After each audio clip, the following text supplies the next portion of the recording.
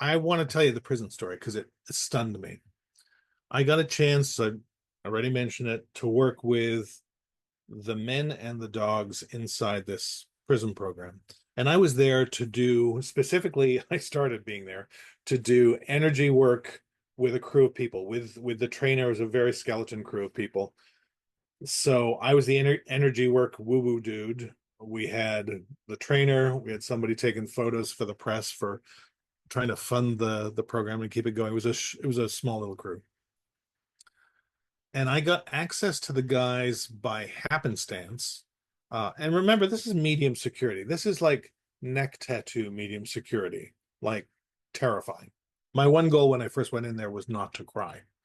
And 10 minutes later, I was, of course, crying because of the dogs. But the guys were, the guys had worked very hard to be in this program. They had to meet a lot of requirements.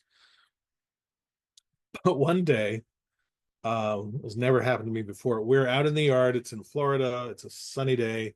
So we're out in the fenced yard with all the guys had a dog each. I'm there giving them instructions on the energetic work.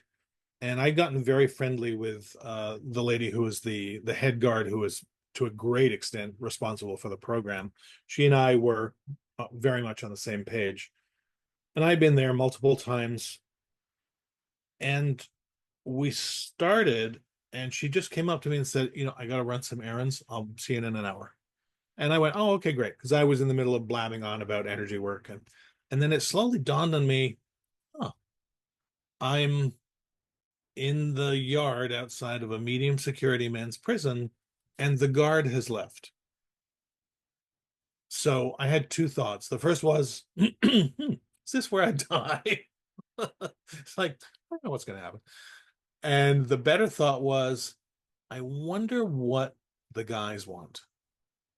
Because I'd never talked to them directly because we're busy focused working on our animals, right? And the revelation to me was what they asked for help with. And I'm gonna make you guess, not to put you on the spot, but I'm gonna make you guess what the guys in the prison for various offenses wanted help with. Was it kind of unanimous? Did they all want the same thing? Sort of. They wanted pretty much the same thing.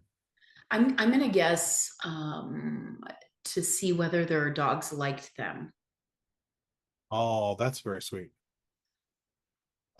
No, they were good with the dogs. They were good, and the dogs did like them. They were great dogs.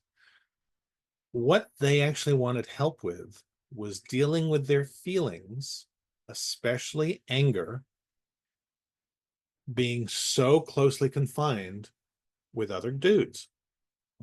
And I thought to myself, huh, so they're asking me to teach them the same stuff I teach everyone who works in an office, everyone who lives in a family, everyone who has a terrible relative that comes for Thanksgiving and annoys them. It's the social skills, but specifically dealing with their own anger and frustration. And that was a turning point for me as a practitioner because it really pointed out it didn't matter that they were in prison for what they were accused of and had done.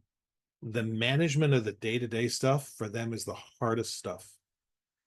That's why they worked out. That's why they lifted weights. It's not to be big and strong to be in a fight. It's to discharge some of that anger because they had no skills for what to do with it. It was a big turning point for me. Wow.